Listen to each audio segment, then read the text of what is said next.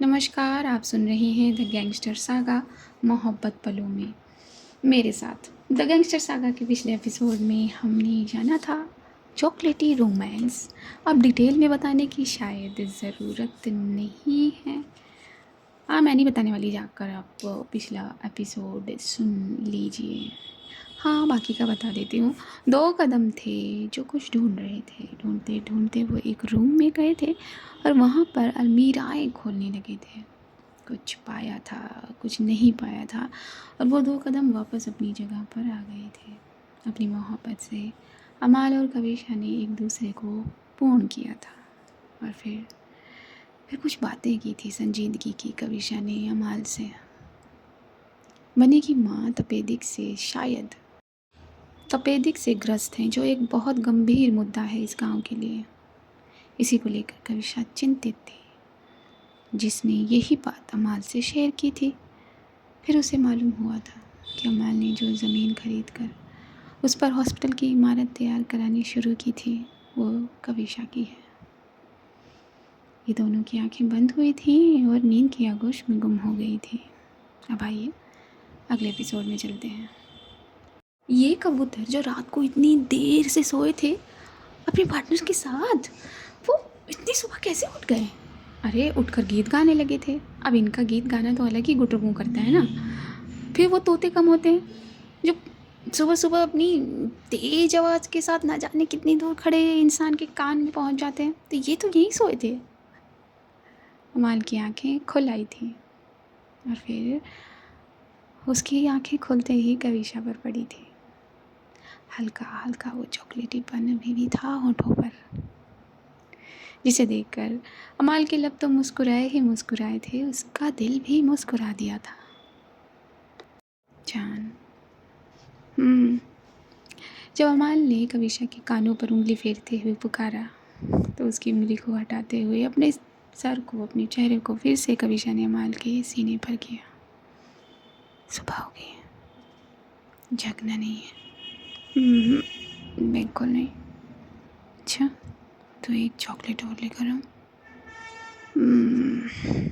नहीं। तो फिर अगर कोई टेरेस पर आ गया तो? तुमने नॉक किया हुआ ना? अच्छा, तो मेरी बीवी को सब कुछ पता है। सब कुछ। ये कहते हुए अपनी लेफ्ट हैंड को कविशा ने अमाल के पेट पर किया और फिर अपने हाथ को ऊपर बढ़ाकर उसने अमाल के राइट वाले बार पर रख दिया। क्या करने का इरादा है सुबह सुबह? कुछ भी नहीं। मेरा जो है वो मैं अपनी बाहों में भर रही हूँ। सब कुछ तो मेरी बीवी का ही है। कितनी सुबह हुई है? मेरा मतलब कितना वक्त हुआ है? आप थोड़ी सी आंखें कविशा ने भी खोल ली थी। पता नहीं, घड़ी नहीं है, मैं जाऊँ देख कर आऊँ? ये कहते हुए अमाल खड़ी हुई थी और फिर अपने ऊपर की उस ब्लैंकेट को हटाकर इस टाइनी टेंट हाउस के बाहर जाने लगी थी। तभी कविशा ने उसके बाजू को पकड़कर खींचा था। कहाँ जा रही हो तुम, वो भी ऐसे? तब अमाल को ध्यान आया कि कुछ भी तो नहीं है। ऐसे बाहर जाना खतरे से खाली नहीं था।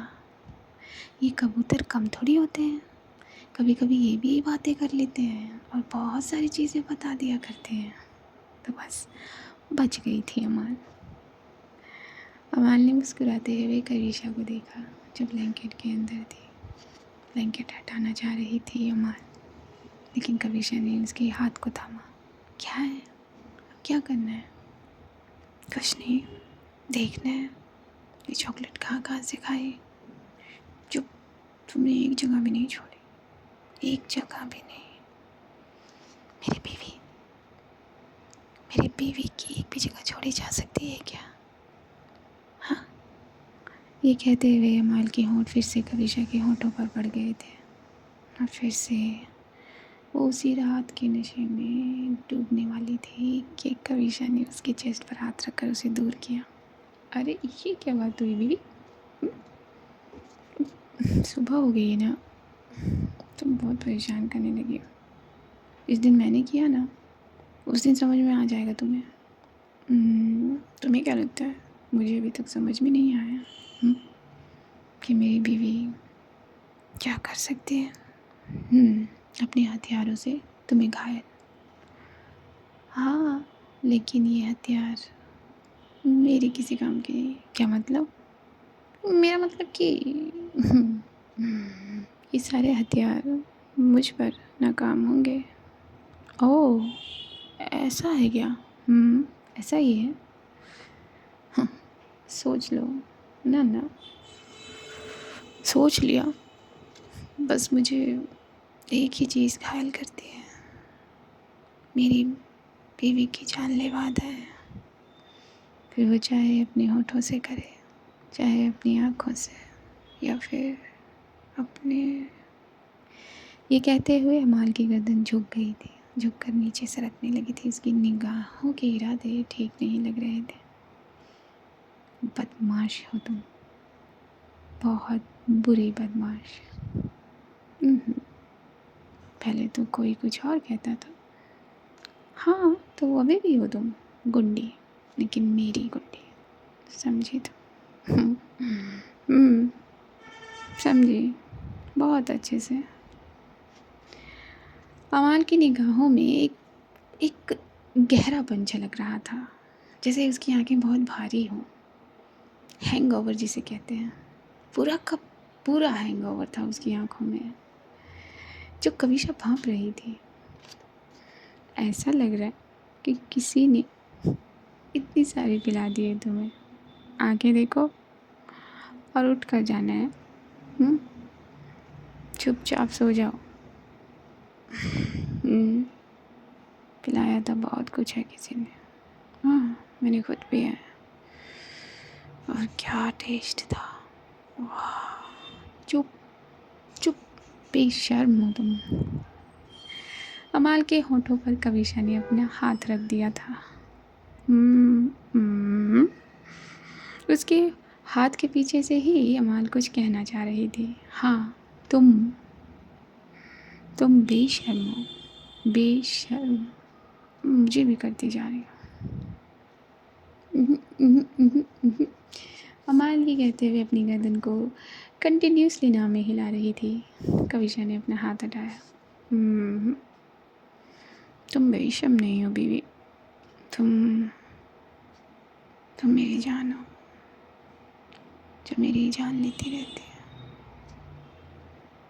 आई love you Kavisha Amaal Kapoor. I love you too एके।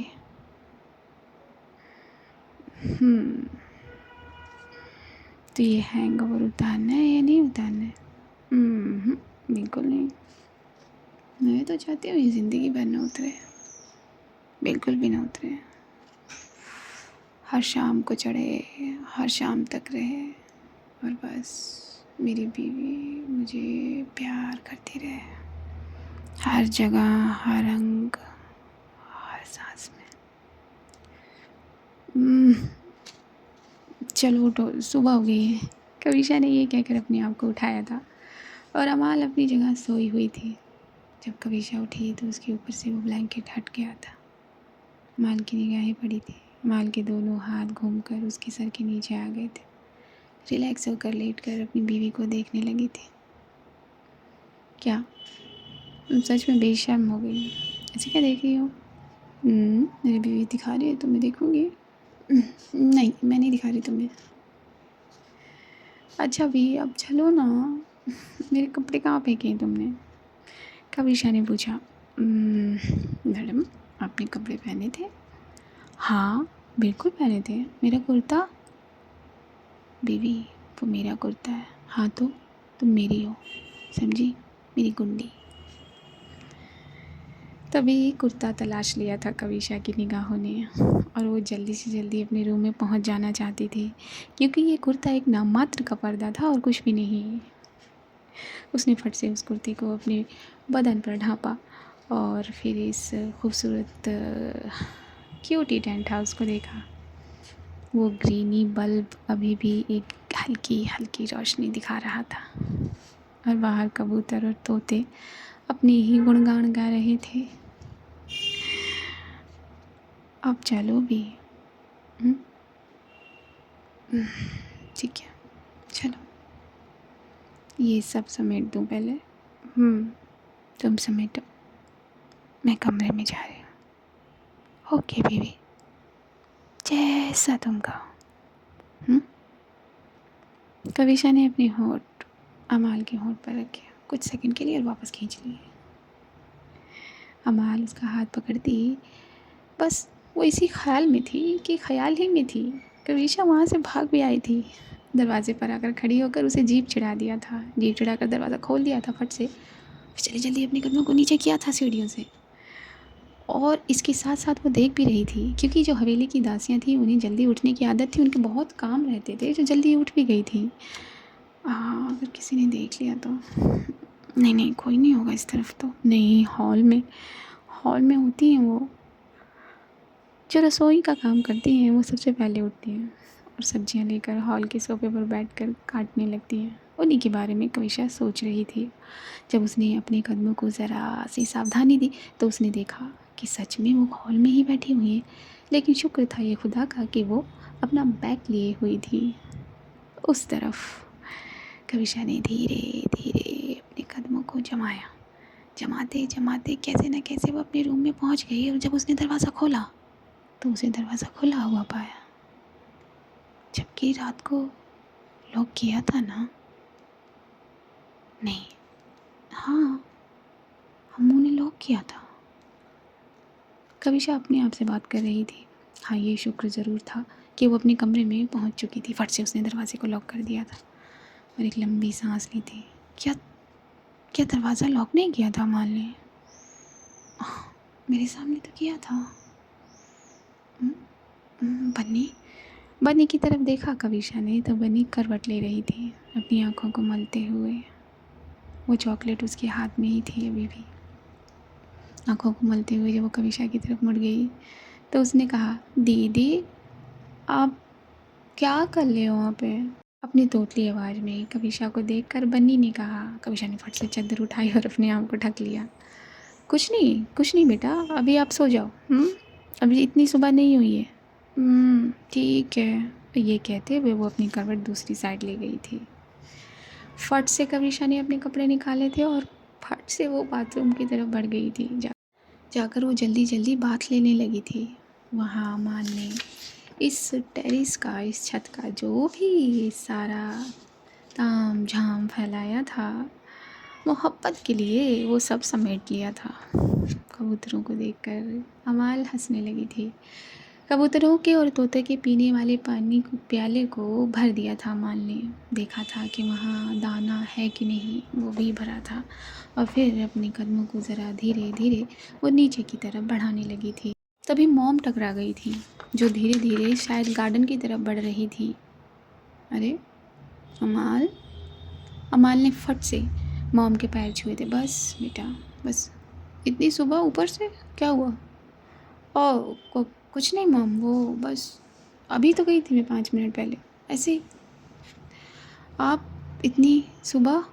इतनी सुबह कहाँ है बेटा, हो तो गई है सुबह और नींद नहीं आ रही थी आज, तो बस इसीलिए थोड़ा गार्डन में जाना है। आप तबीयत तो ठीक है ना मॉम?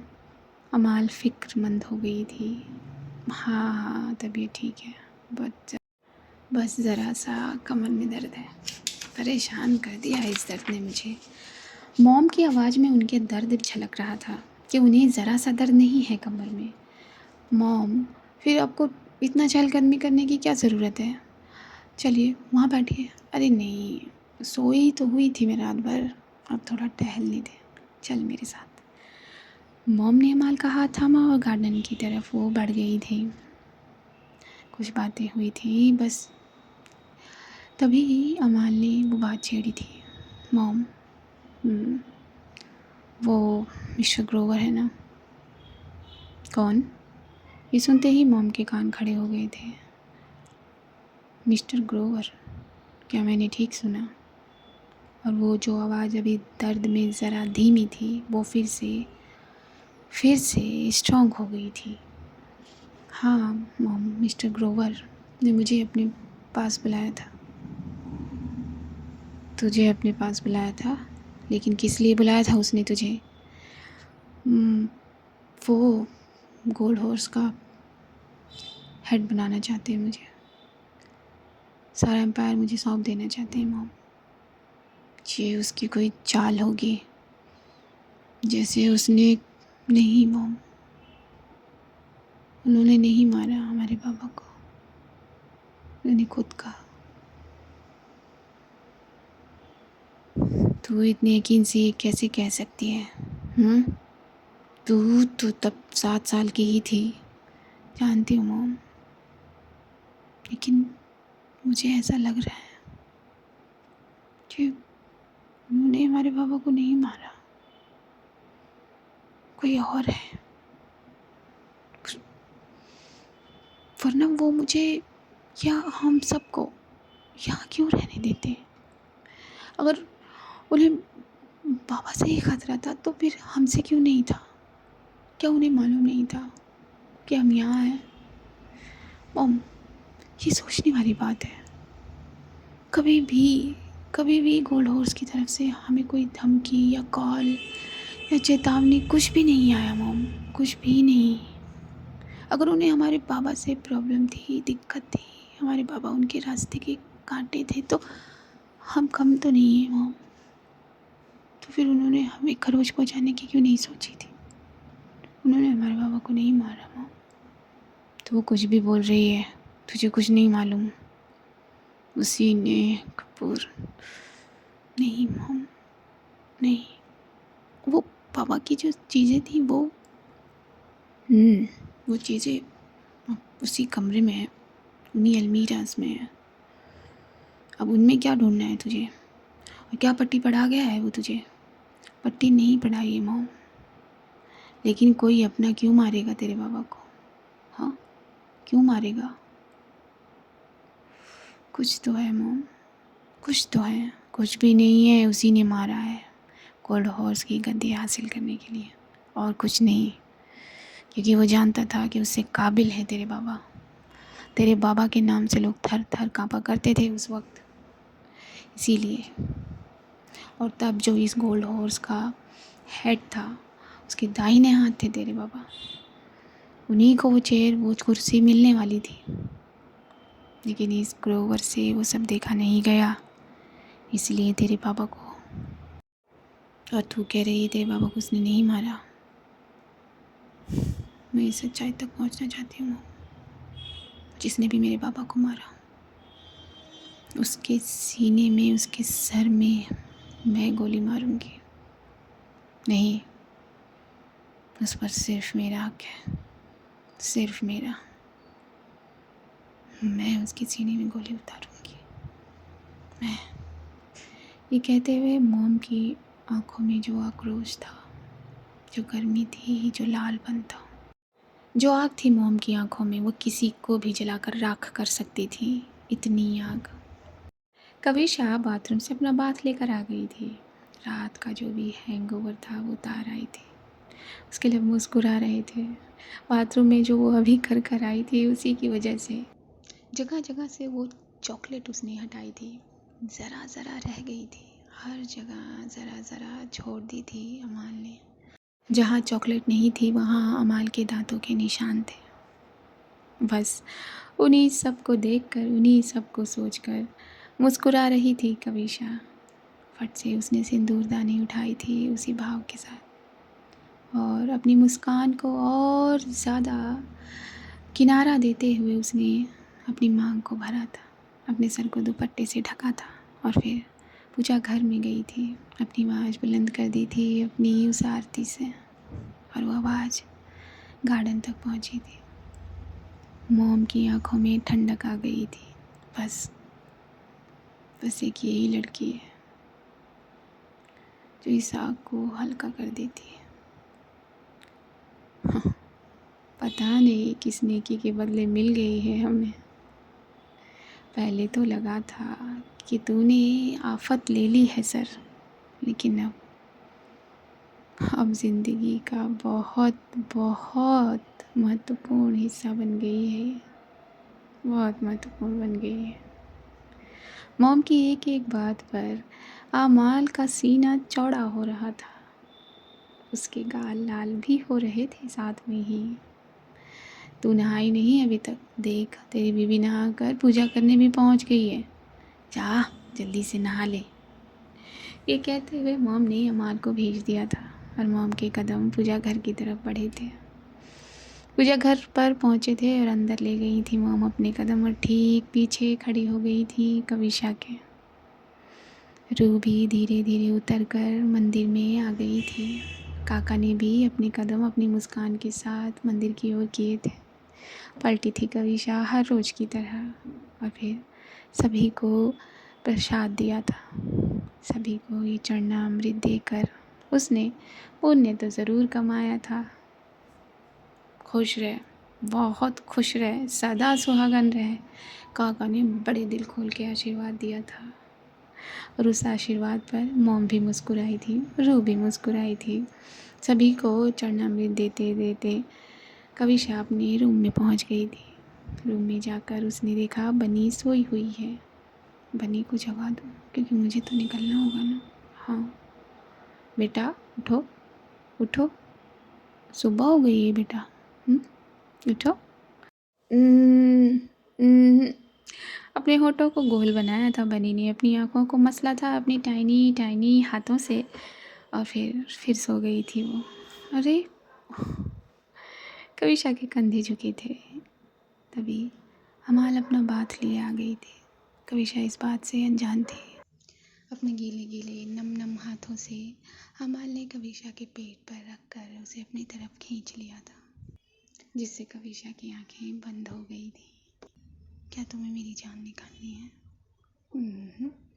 वो तो मेरी बीवी का काम है। जानलेवा तो मेरी बीवी है ना। और हाँ, जान तो निकालनी है, पर ऐसे नहीं। अमाल के लब खुद ब खुद कविशा की गर्दन पर आकर जम गए थे। अच्छा, छोड़ो भी। क्यों? अब आज मुझे वहाँ जाना है। कहाँ? हॉस्पिटल। ये कहते हुए कविशा सीधी हो गई थी। अब जो अमाल के हाथ उसके पेट पर थे वो कमर पर आ गए थे। तो जाओ, किसने रोका है? और तुम? मुझे भी उदय के साथ गांव से बाहर जाना है। गांव से बाहर क्यों? जो मीटिंग है वो गांव के बाहर ही रखी गई है। ठीक है। क्या मेरी बीवी मुझसे कहना चाहती है कि वो मुझे मिस करेगी? बिल्कुल नहीं। अमाल को धक्का दे दिया था कविशा ने और भाग गई थी वो किचन की तरफ। किचन में जाकर उसने कुछ काम देखा और कुछ काम किया। वक्त ज़रा सा आगे गया, बनी भी उठ गई थी। कविशा ने बनी को फ्रेश करा दिया था और फिर सभी लोग नाश्ते के लिए बैठ गए थे। काका भी सामने बैठे हुए थे और मुस्कुरा कर खूब सारी बातें कर रहे थे, रूह, बनी और मॉम के साथ। कविशा उन्हें ना जाने क्यों भवेंसी घोड़े देखे जा रही थी। उस पर अमाल ने इशारों इशारों में ही पूछा, तो कविशा ने बात को बदल दिया, टाल सा दिया था। सभी नाश्ता अब करने लगे थे। मॉम, वो बनी को मैं यहीं छोड़ रही, क्योंकि मुझे किसी काम के लिए जाना है। कविशा ने यहाँ काम का नाम नहीं लिया था। अरे नहीं, ये मुझसे सीधे मुंह बात नहीं करती। तू कह रही तू मुझे नहीं तू। और लेकिन मॉम, कहाँ रखूँगी? जब मॉम ने ये सुनकर अपनी नज़रें बनी पर की तो देखा वो जैम से लगा ब्रेड किस तरह मासूमियत से खा रही है। तू नहीं जानती, ये देखने में बहुत मासूम है, लेकिन चल ठीक है, जा, लेकिन जल्दी लौट आना। जी मॉम, बिल्कुल जल्दी लौट आऊँगी। कविशा ने ये कहा था और वक्त फिर से थोड़ा सा आगे गया। अमाल रेडी हो गई थी। अमाल के कुर्ते का बटन खुद कविशा बंद कर रही थी ध्यान से। और क्या हुआ, क्यों परेशान हो? अमाल का हाथ कविशा के गाल पर आ गया था। पता नहीं क्यों अजीब सा लग रहा है। कुछ नहीं होगा।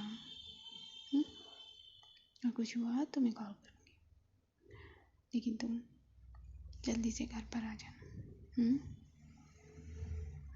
ठीक है। बटन बंद कर दिया था कविशा ने अमाल का, और अमाल ने उसका माथे को चूम लिया था। तभी बन्नी जल्दी जल्दी अंदर आ गई थी, ना जाने क्या शिकायत लेकर। कविशा उसके साथ बाहर चली गई थी। अमाल ने अपने बालों को ज़रा सामने देखकर ठीक किया था। तब तक उदय भी अपने चेहरे को चमकाते हुए इस तरफ आ गया था। चले बॉस? हाँ हाँ चले। क्या बात है, आज बड़ी खनकीली आवाज़ लग रही है तेरी। कुछ मिला है क्या तुझे? अब बस नहीं तो मुझे क्या मिलेगा? बस चलना है ना, इसीलिए। हाँ ठीक है चल। अपनी गन को अपनी कमर में सजाते हुए अमाल बाहर की तरफ बढ़ गई थी। हॉल में बैठी मॉम के पैर छुए थे, उसके बाद काका के भी पैर छुए थे। आंखों ही आंखों में कविशा को मोहब्बत दे गई थी अमाल, और अपनी स्कॉर्पियो में बैठकर स्टीयरिंग को घुमाकर ये दोनों अब गांव के बाहर के रास्ते की तरफ बढ़ गए थे। थोड़ी ही देर में कविशा भी निकल गई थी उस जगह पहुंचने के लिए जहां वो हॉस्पिटल की इमारत खड़ी हो रही थी। जब कविशा वहां पहुंची तो उसने हर चीज़ का ब्यौरा लिया और देखा कि कितनी इमारतें खड़ी हो गई हैं और क्या अभी इसमें हम शुरुआत कर सकते हैं। ये सारी चीज़ें वो एक डायरी में लिखने लगी थी। वहाँ का जो मैनेजर था, इंजीनियर था, उन सब से उसने बात की और यही कहा कि हमें प्रॉपर बिल्डिंग चाहिए, हम अभी उस पर फ्लोर नहीं बनाएंगे। तो अपने हिसाब से कविशा उन्हें काम बताने लगी थी। थोड़ी ही देर में उसने भी अपनी कार को ज़रा घर की तरफ मोड़ दिया था। आज वो बेकरी नहीं जाने वाली थी। बस यही था आज का एपिसोड कैसा लगा, कहानी कैसी लग रही है, ये ज़रूर बताइएगा। ज़रा थक गई हूँ मैं, अपना कमेंट ज़रूर करिएगा। और मेरे चैनल पर नए हैं तो चैनल को सब्सक्राइब कर लीजिए, लाइक कर दीजिए, शेयर कर दीजिए वीडियो को। मेरी आवाज़ को पहली बार सुन रहे हैं तो चैनल को सब्सक्राइब कर लीजिए। खुश रहिए, मुस्कुराते रहिए। See you at the other side. नमस्कार।